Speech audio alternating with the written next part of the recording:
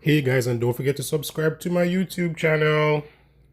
So morning guys, day one here in Madison. We're about to meet as a group and then we're off to the World Dairy Expo. We'll do some farm visits later. So today should be a pretty interesting day. We have roughly 2 more days of engagement with different stakeholders. Some of it is hyper busy, so I surely can't share with you. Outside of that, our main aim is to see some of the most appropriate technologies we can find and share it with you guys. So let's see how the day works out. We should see the Jamaica Dairy Development Board today. So we link up with them, definitely the CEO, Devon Sears, and gonna get an idea of what is it that they're looking for. So I'm all prim and proper in my hyper gear. Food Independence, Jamaica.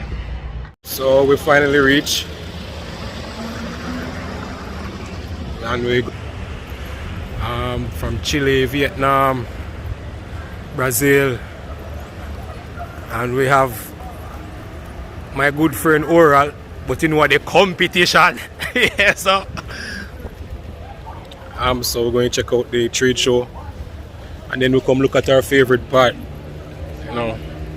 Check out feed, check out them genetics. Can see them have some cattle barn in there. Some really nice looking animals. To the spaceship. So we enter the spaceship and we're now in the World Dairy Expo.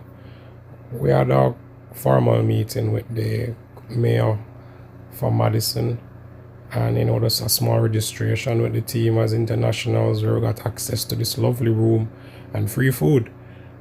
So we meet and greet, and then they left us on our own to kind of just wander the arena and the expo, which was excellent. Look at this other guys, unbelievable. And what I can say that every day they had a competition, but for different breeds. Today was the brown Swiss.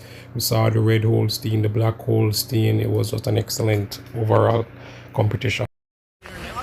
So guys, if you look, you see some JLR wagons over there. Hyper is a distributor for the JLR. And some New Holland tractors. See a big precision TMR there. I talk about Big John there. You're fresh meat. Harvesters.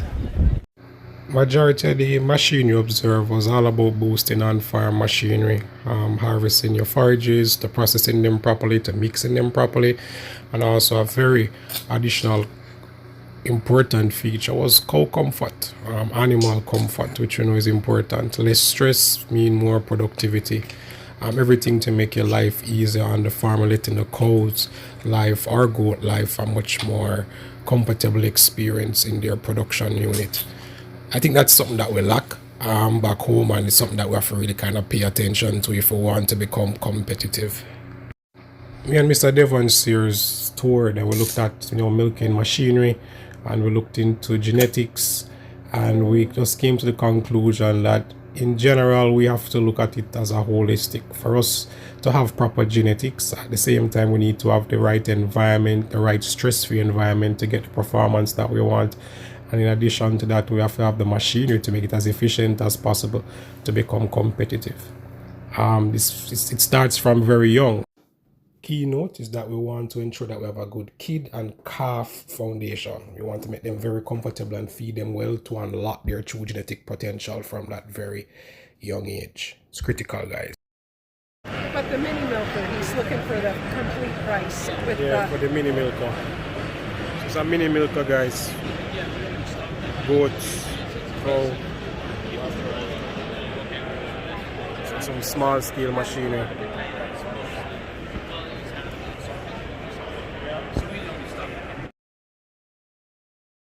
So guys, this is about 12,000 US. The control unit and the cleaner. You can go. Okay, this is it's an automatic calf feeder or goat and lamb feeder. For for the goats and lambs, it's about 40 to 60 animals. Calf, it can do about 20. When it's a calf version, you have a computer and the ear tag reader because you will tag the animals and you will track the food intake for each animal. You can adjust the food intake for each animal. And so you have capabilities for both. There's one machine that's larger version, and just hold double the amount of the milk replacer that you put in. So you put milk replacer in, you have water going in and power, and it will make fresh milk on demand.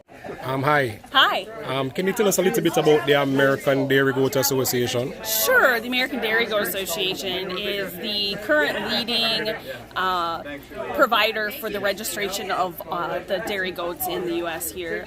It's been around for many, many years. I believe in 1908, I think is when it began. And so a majority of those registered dairy goats in the U.S. here are registered through them. And what is the registration process like?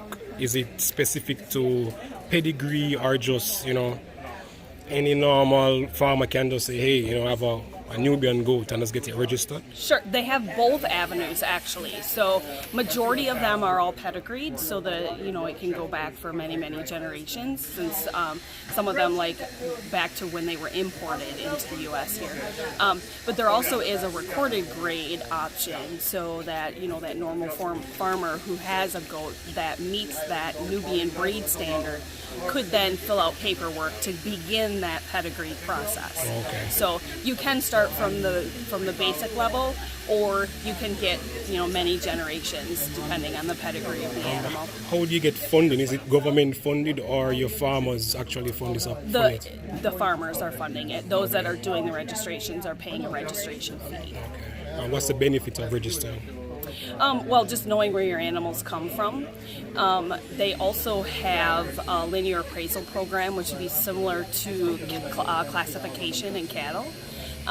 Which breaks down that goat's body based on what the ideal would be in a numerical system, and then they also are involved with the CDBC and milk records. So through the association, you can get linear appraisal scores, your milk records, and the pedigree all kind of combined into one program. Yeah. Thank you. Yeah, no problem. Appreciate it. Alright guys, You not don't move. I like this mini traveler. Khalid want to talk to you.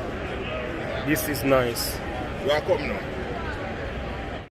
So you guys just saw the portable traveler, and yesterday have a hay association with the farmers group up, to promote their hair production. When you look at hair production at a large scale, it is amazing. These guys have all the machinery to get the job done. Guys, hair equipment, tether rake. The mower over there, round baler over there. I can't wait till Jamaica be. See, it's the mower conditioner.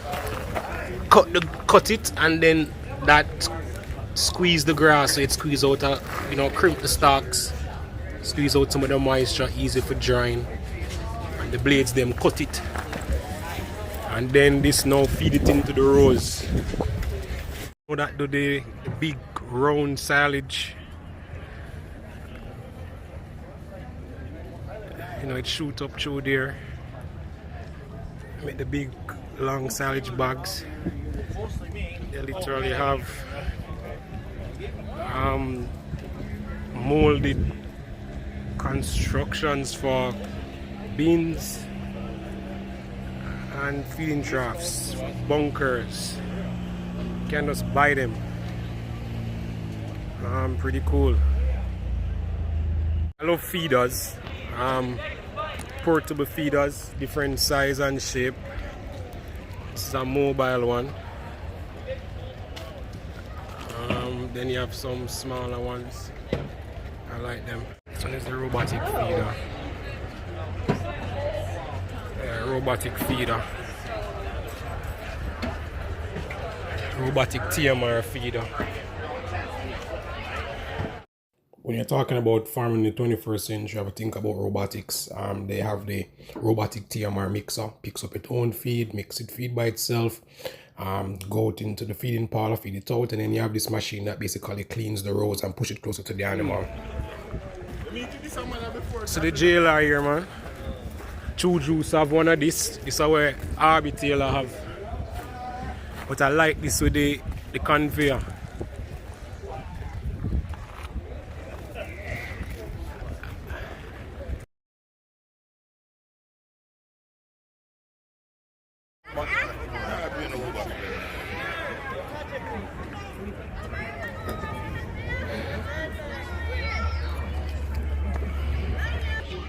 So guys, I just meet with the team from JLR. You know, we're the official distributors for them in Jamaica. So when you want your TMR wagons, hit me up. Just got some valuable information that I'll pass on to some of our clients. Because sometimes we do face some minor issues. We don't really, you know, we get a better understanding when we talk to the tech team here.